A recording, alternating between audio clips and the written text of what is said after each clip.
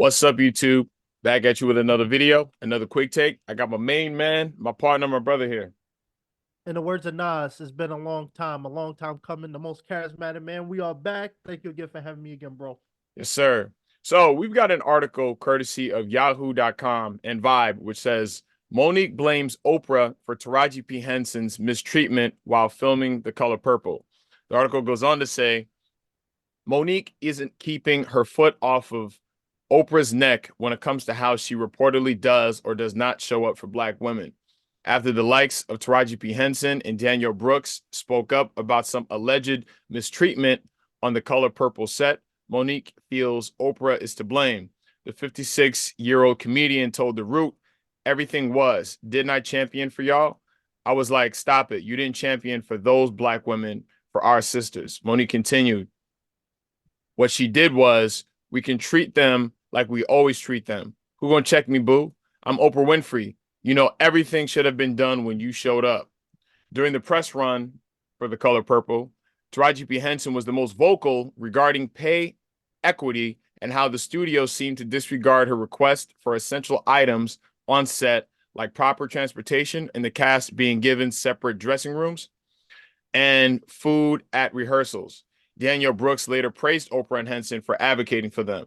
The orange is the new black star expressed. I remember when we first came and we're doing rehearsals, they put us all in the same space. We didn't have our own dressing rooms at the time. We didn't have our own food. Oprah corrected it for us. Taraji was our voice. Yeah, this was my first studio film. Sometimes you do come in saying, okay, I'll take whatever they give me. I'm just happy to be here. But Taraji spoke up for us. However, Monique doesn't believe that's the full story. Oprah got caught, she added. That's what happened. The comedian has been at odds with the former talk show host and Tyler Perry since getting blackballed. She's since reconciled with Lee Daniels. And I'm just going to finish this off by saying the Oscar winner also addressed Oprah's role as producer of The Color Purple and noted, so when Oprah sits at the helm, if they were handpicked for that movie, those women should have been taken care of from the beginning. In regards to the wage gap issue, Monique revealed that she did reach out to Henson as this is a topic she's been discussing for years. Recently, she and her on-screen daughter, Countess Vaughn from the Parkers, broke their silence against their unpaid residuals from the Parkers. This lawsuit has yet to be resolved. So I know this is a topic that people have been talking about for the last month or so. We're a little late to the party. What are your thoughts on this whole situation, bro? Man, so my thoughts when I first heard about Taraji, and quick thing, I'm glad you mentioned Monique because I know Matt Hoffa, who's one of the most popular names in the podcast world, also battle rapper. He talked about how Monique was the first person, especially woman of color, who came out talking about paid disparity in Hollywood, and everybody laughed at her, called her a fool, and she's ungrateful. Now, when we have someone like Taraji coming out talking about it, then maybe we need to apologize and see her point of view. Now, for me, this is a multi-layered conversation, and we talked about this before we even hit the record button. So my thoughts changed recently. I was watching DJ Vlad and Matt Hoffa. They was talking about this whole situation, and they went into a couple different avenues of this particular issue. Now, there's multiple areas we're going to touch on, but the first issue was DJ Vlad was arguing from the standpoint as someone who created his own business, his own platform. He says, "Hey, look, Math. Here's the thing. Um, all these studios, Tyler Perry and all these people who own these studios, they the ones who's putting up the money for these projects. So when we go watch those movies, those movies with 200, $300 million budgets, Taraji P Henson isn't the one, and he's just using that as an example. But Taraji P Henson isn't the one putting up this money, and so from an actor standpoint, you want to get paid for your work. So yeah, okay, so the studios might sit down with her and say, hey, so we're looking at the budget for this. We're going to pay you 2 million for this, right? And that's a flat fee. And that doesn't mean that if the movie bombs, you don't get paid. And he was saying that, from the studio's perspective, they're paying you based on what they feel like is worth it to them. because if that movie bombs, they're the ones that got to eat that cost, not Taraji and not the other actors in production. And he goes on to say, I have yet to have anybody who's come on my platform and the interview bomb return me any money I have given them to even appear on the episode. But you know damn well, if the episode does well, they're gonna be calling like, "Yo, where's my extra money?" Um, but he's like, that wasn't in the contract, and that's a risk that us as the people who are putting this money on, that's the risk we're taking. That's the gamble we're taking. So in that aspect, I want to ask you real quick because, like I said, there's a bunch of different things he talked about. How do you feel about it from that angle? From the aspect of, hey, the studios are the ones that is risking this money, so they ultimately get to say on what they decide to pay out. I think ultimately you have to pay what I think studios should pay actors, whether it's a man or woman, what they're actually worth and what they bring to the table based on their talent and what kind of influence that's gonna have on like the box office and the amount of people that show up to the theater to go support the movie. Um, so yeah, I just think that the only way a problem like that is really ever going to get fixed is if you have the people at the top champion for the people who are dealing with, a disparity in pay.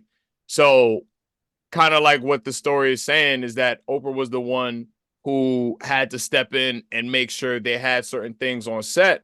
She also has to be the one, since she's the producer, and I'm not 100%, familiar with everything that falls under the job description of a producer, but I think she's the one that has to kind of look at those logistics and say, yeah, pay Taraji this, pay this actress that, pay this actor that, because 50 Cent does the same thing for actors on Power. In fact, he was the one that came out recently and was like, yo, he was the reason why Mary J. Blige gets paid $400,000 per episode. And I'm pretty sure she probably gets more now. But to be on, Power Book 2, she was getting paid. She's the highest paid actress on the damn show. And as she should. I mean, shit, she's Mary J. Blige. So she's already going to bring a certain amount of viewership to the show just based off of her career as a singer. Needless to say, about the phenomenal job that she does on the show herself. So the only way that this actually gets fixed is in-house. Freaking fans and people who love movies and stuff like that. We can't, what can we do but give our opinion. But it's the Oprah Winfreys, the Steven Spielbergs, the Tyler Perrys, the 50 Cents, all of those people, because producers are part of the budget. You know what I'm saying? Like they're involved in that because you're producing a film. So even though you're not the one that's doing all the paperwork, but that paperwork crosses your desk and you got to sign off on it. That's how it works, because this was $100 million budget film. There's no reason that Taraji P Henson shouldn't have had, a van, you know what I'm saying? A van to set, a transport van to set. There's no reason that they didn't have food at rehearsals. How does that work? You know what I'm saying? How does that work? You have a film that's produced by Quincy Jones, Steven Spielberg, and Oprah Winfrey, and they had no food on the set. And I don't know what the how big the disparity was in pay, but because as far as I can see, Taraji P Henson really had top billing, other than Fantasia and stuff like that. And Taraji P Henson is the bigger, more experienced actor than Fantasia. So I don't think they really divulged just how much less she was getting paid, or maybe she did get paid the most, but maybe she felt like she should have been getting paid more. But at the end of the day, I think that that's just maybe a conversation that she has to have with maybe the producers or her agencies or whatever. Because again, if you feel like you're not getting paid what you're worth, then you just got to walk away from it at the end of the day. You know what I'm saying? So it's like, yeah. Let's say if you're, Kevin Hart status or the Rock status, or you're Denzel, and then I'm doing this film, and then you've been getting $5 million paydays, $10 million paydays, $20 million paydays, and then I'm offering you $250,000. Are you going to take it and then complain about the pay? Or are you going to just say, yo, that's not what I'm worth, and then walk away from it? Exactly. You know, You're right. so that's my thing. Like, you know, and it's like you say all the time, it's show business, and then it's really what you ask for. And then on top of that, she had to audition for it. Now, and maybe, and I don't know, you tell me, but I don't know if this, you know, disparity in pay or this inequity in how much she was getting paid has to do with the color purple specifically, or she was talking about her career in general. You know, I'm not 100% sure. I, to be, I think it was a topic of discussion for her for a while because she was saying that I think Color Purple was the catalyst of that her speaking out. But I know she has talked about how she has always felt like she always got paid less than her co-stars. She talked about how on the show I'm forgetting what show she was on, the one she was talking about. Empire.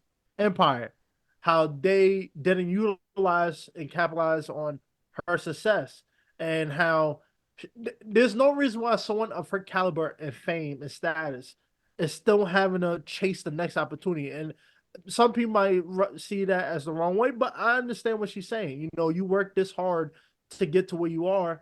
You deserve, you demand, and at least deserve some type of respect. And I think she feels like she wasn't getting that. But I do think in the color purple, she felt like I had to audition for the role. Well, yeah, Which, because no one has ever seen her sing before. That wasn't her voice in Hustle and Flow. That oh yeah, wasn't yeah, that wasn't her voice. So nobody knew that she was a singer. And again, it's like you like people say that the one of the best words you can have in your vocabulary is no.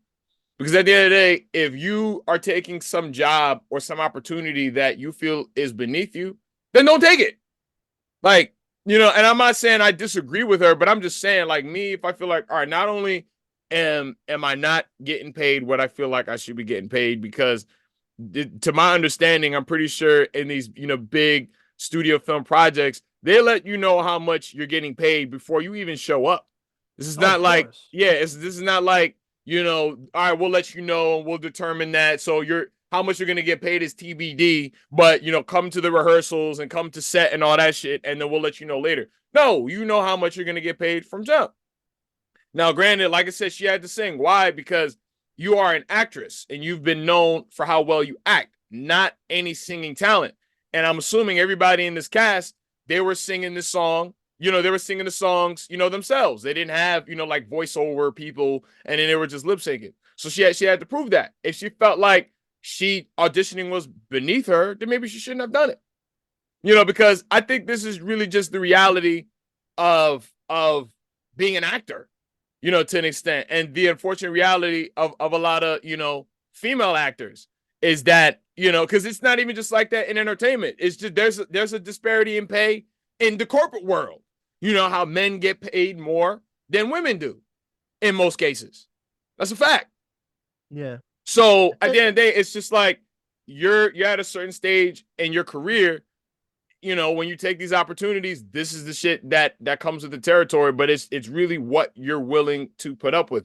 And if you're not willing to put up with certain things, if you're in it, and it's like, you know, she ended up doing what she ended up voicing what was going on, because that's not the standard of big studio films like that. Maybe if you're doing a film off of Backstage, you know what I'm saying, with like a penny pinching, you know, budget, like a shoestring budget, like 15 racks or some shit like that, then yeah, maybe, you know, those things are gonna happen when you don't have money. But if it's $100 million budget, there's definitely money that could be allotted specifically for transportation and food at rehearsals and shit like that.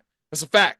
Because you yeah. got Taraji P Henson, Fantasia, Halle Bailey, her, Corey Hawkins, David Allen Greer, Tamala Man. Like, come on, Dion Cole, come on, bro. Sierra was there. Like, y'all don't have no food. You know what I'm saying? Like, I don't know. That's crazy. That's crazy. That is crazy. Um, I don't, and I think that's one of the issues with this is I feel like she didn't. I'm not saying she has to, but I feel like a lot of people aren't getting the whole picture, so they're looking at it. You know, I know DJ Vlad, he was saying that people are looking at her complaint like, "Oh, you live in a $10 million home. You got people that work for you. You get paid millions of dollars a year just to do one movie. Boo hoo! Why are you complaining? You know, there's people who can't even put ramen noodles on the table." Um, and I think that one of the points I actually want to ask you, one of the points they were arguing was Taraji P Henson is a, we know who she is. She's pretty famous, but she's not a Angela Bassett. She's not a Meryl Streep. She's not a Denzel Washington. Meaning she's not a leading lady. Yeah, she might have some roles where she might lead, but usually she's a supporting character. She doesn't demand the same paycheck as a Denzel because it's Denzel. She doesn't have the same accolades as a Angela Bassett. So yeah, in some instances, yeah, would a car service be provided? Of course. Food, that's a guarantee. I don't know why they didn't even have food. That's just beyond Mm-hmm. me. But they were saying that she can't demand the same paycheck as a Denzel Washington because she's not Denzel. Um, or Angela Bassett. She's not a proven leading lady in a movie or a TV show. She's always been a supporting character, kind of. And yeah, she's famous, but we're not, like I said, we're not talking about Meryl Streep here with a bunch of Oscars and Academy Award winners under her belt. What do you feel about that when people say, well, she deserves to get paid a little more, but she shouldn't get paid as much as the main star of the production? I mean, it all comes down to how much of a box office drawer you are in Hollywood. That's it. The reason why you have actors that get paid 10 million plus, 20 million plus is because they put butts in the seats, not only in America, but they put butts in the seats abroad because they know they're going to get a return on that investment. So that's why they don't mind giving Robert Downey Jr. $20 million because they know if he comes back as Iron Man or some shit like that, they know people are going to come out and see him. They know Right. people are going to come out and see Will Smith. People know they're going to come out to freaking see The Rock or some shit like that. You know what I'm saying? So I've never really heard of a Taraji P Henson film that was like, like what is it called? A did James Cameron numbers. You know what I'm saying? Right. And then again, she's been known to be, the supporting kind of at least in film because again, she was the face of Empire for years. And then that show, I mean, I didn't watch it like that, but that show, was huge. So after that, I don't blame her for feeling like, she should be getting, paid a lot more. I was trying to find out how much she got paid for The Color Purple, and I couldn't find anything. But like I said, like, but who's to say she's wrong? If you feel like what you're bringing to the table is this, it might not be again box office, guaranteed numbers like a Samuel Jackson or some shit like that. But if she feels again like she has the stats, and she's a phenomenal actress, which she is. If she feels like she should be getting paid 2 million, then that's who am I to say that she's wrong at the end of the Right. day? But my only point is, if I feel like I'm worth 5 mil, then I shouldn't take a role for 500,000 and then go to the media and say they're not paying me because I have to sign off on how much I'm going to get paid. So Right. so in essence, like I said, I agree with her. And at the end of the day, again, your lifestyle as an actor is really sustained by work. So she has to work. You know what I'm saying? So it's not like Yeah. I don't know her financial status or none of that. So I don't think maybe she's not at that stage where she could just not work, for the rest of her life. So maybe that's why that has something to do with it. I don't know. But all I know is Yeah. again, it's just like if you just feel like, yo, this is beneath you and you're getting lowballed and all of this shit, then just don't take it.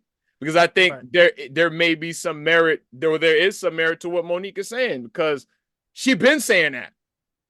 And that's why she was like, yo, this isn't just some shit that just happened. She was like, yo, that was on Oprah. And Oprah's a freaking billionaire. Oprah's been in the entertainment industry since the 80s. So she's looking at it like there's no way that these things were going on and Oprah didn't know about it as a producer. Because producers show up to set sometimes. Producers, again, they're not the ones walking around with the paperwork, but they got to sign off on that. And maybe, yeah, Yeah. they were cutting corners on the set of Color Purple. Maybe they were cutting some corners. Because there's no way, again, like an actress of Taraji P. Henson's caliber should be driving herself to set. And this is a Right. woman with a lot of film and television credits. So again, if anyone knows the standard of how you should be treated, it's her. So, Yep. you know, Let me ask you one other question because this was a big talking point on DJ Vlad with Matt Hoffa. They said, DJ Vlad was saying, we always, we're hearing these stories of people complaining about Hollywood and pay when it comes to movies and stuff. And he was saying that instead of people complaining, why don't they go out there and do a Tyler Perry, like what he did, and the countless others who started from the bottom, or used whatever resources they have to create their own. I know Dwayne the Rock Johnson, Kevin Hart, they have their own production companies now. So whenever they have a project they want to do, they do it on their own accord. They don't have to wait for a major movie studio to pitch them or sign them on. And one of the reasons why he said that was, at one point in his career, he was getting offers from major television deals, but he felt like he was selling himself short. So he didn't take those deals. And instead, he decided to go on his own route and he made his own brand. And one of the reasons why he said that was he feels like a lot of people, if they feel like they're getting lowballed, Taraji P Henson has a big enough name that she can get an all-star cast pretty on the cheap or for free. She can get people to do a film for her, and she could submit it to film festivals and put it out there. Mhm. She has the resources, she has the connections, she has the industry inside things to know what to do with that. So why don't actors who complain about pay and stuff, why don't they do a Tyler Perry and create their own work instead of complaining all the time about their pay? How do you feel about that? Well, I mean, that shit is easier said than done. Like I agree. yeah, people talk like that as if you could just get up and then just decide to be, a freaking, Tyler Perry or some sort of studio owner in your own right, and then like shit like that just happens on the fly. You know what I'm saying? It doesn't work like that. And then again, a lot of that money that you're getting for funding that comes from other people.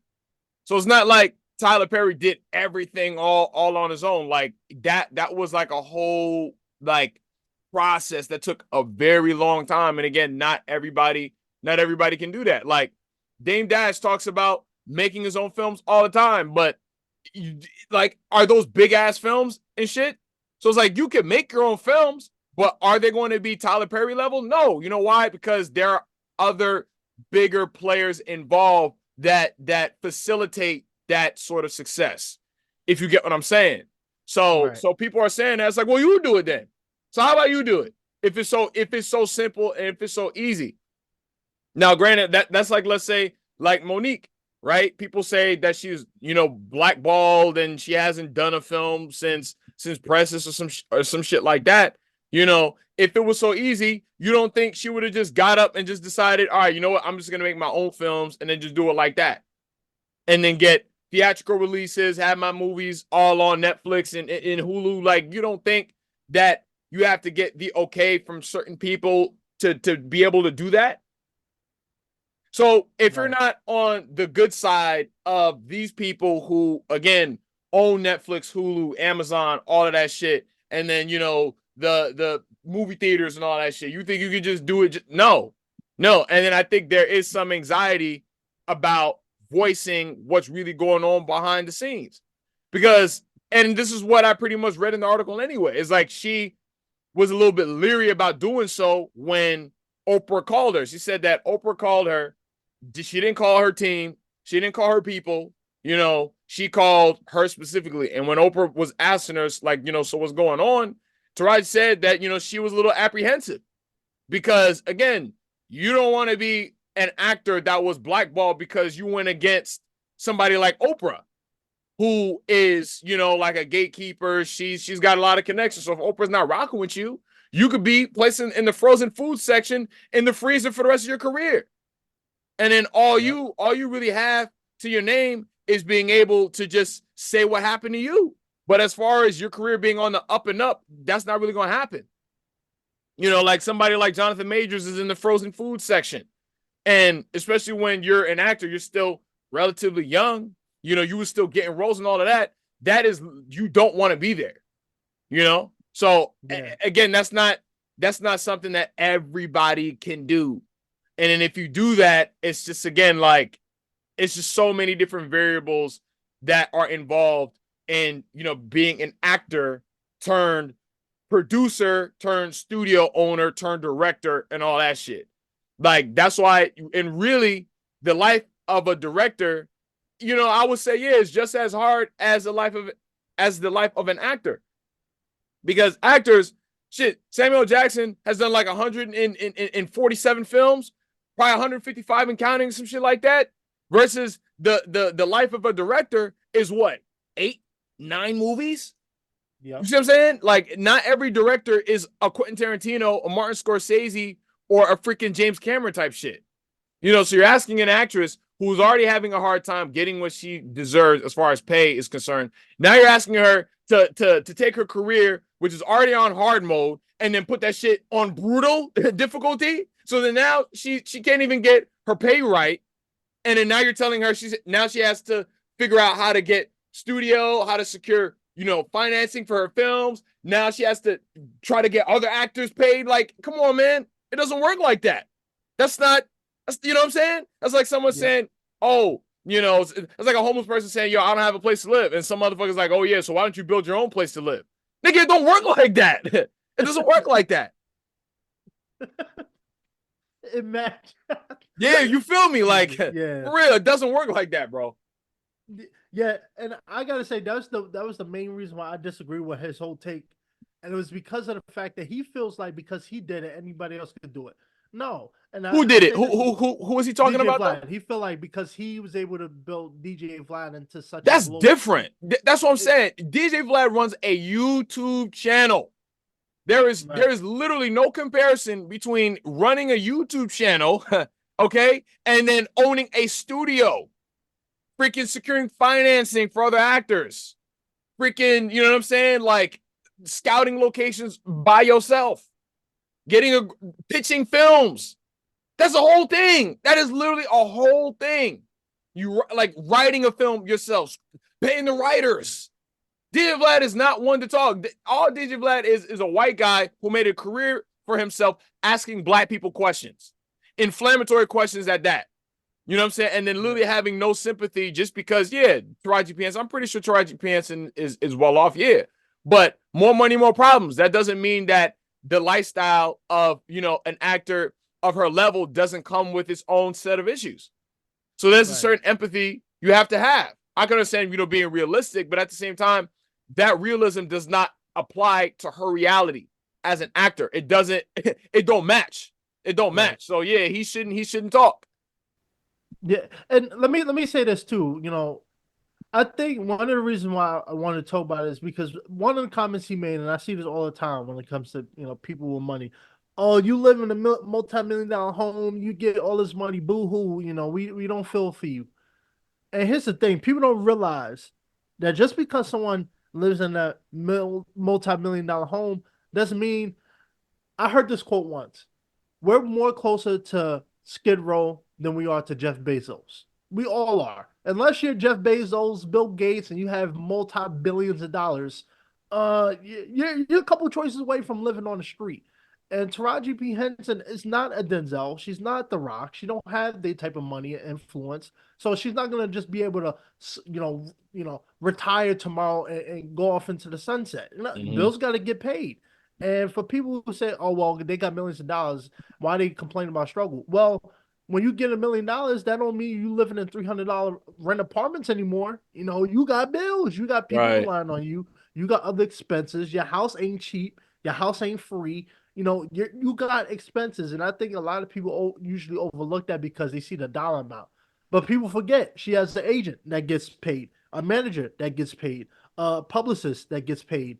And I was watching a video talk. An actor was talking about this. I forgot who it was, but he was talking about how people ask him, "Oh, you get paid this and this. Can you give me some money?" It's like, nah, I got fees. Just because I got 25 million, don't mean I actually have 25 million. I got people who got to get paid. I got taxes, Uncle Sam. I got a house and kids, a mortgage. That money goes away pretty quick, and I think people need to realize just because someone lives in a nicer home than you, don't mean that they're not going through stuff. Because trust me, we will all love $1 million, but in today's economy, come on, $1 million ain't take you that far nowadays. So Right.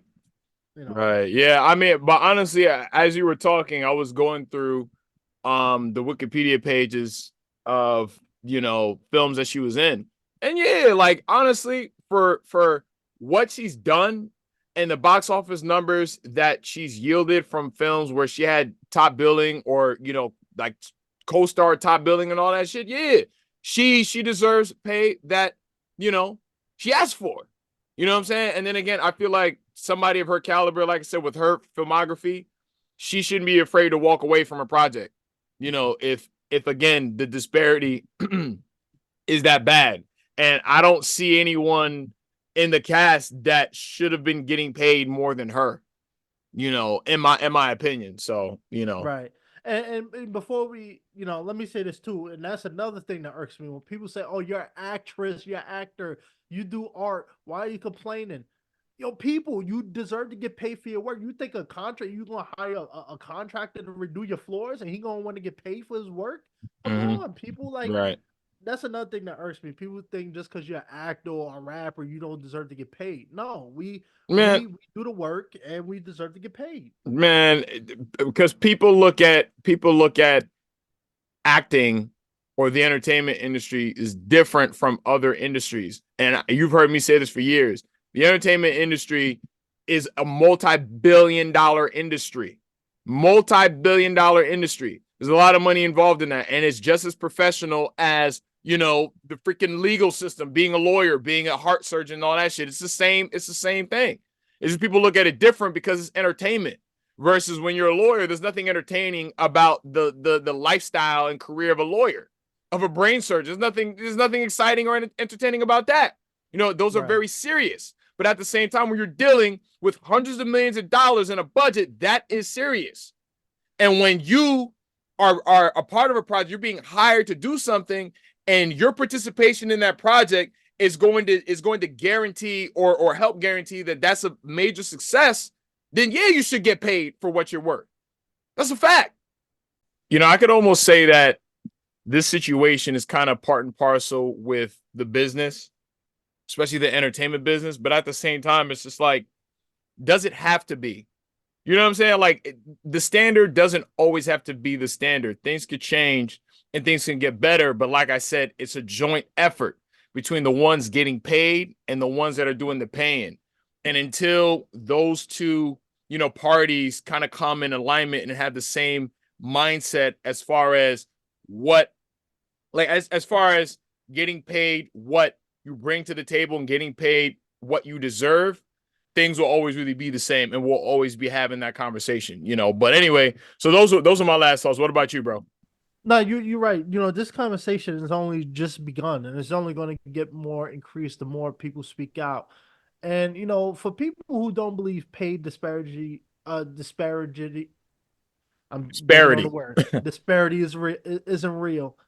It's live and well, and it's not just Taraji P Henson. There's a lot of people, especially people of color, who get paid a lot less than their counterparts. And for the people like DJ Vlad who think that that's not true, I really urge you to really look in the mirror or look outside that bubble you live in and really realize that just because someone is a millionaire doesn't mean their experiences aren't valid. And everybody's opinions and thoughts should be taken into consideration, especially when we're talking about people getting paid for their work. And just to end it, I want to end it in the words of Jay-Z.